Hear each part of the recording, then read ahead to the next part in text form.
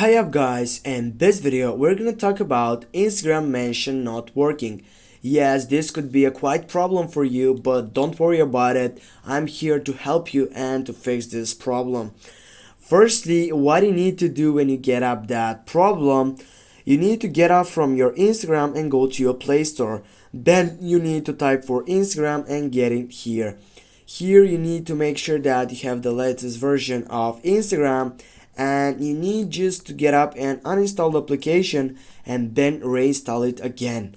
If you have an iPhone, you don't need to go to your Play Store or your store to get up and uninstall and install it. Your application, you need just to go to your settings on your phone. Then you need to select your Instagram sites on your setting, and you're gonna get the chance to offload the application that will automatically do these two steps.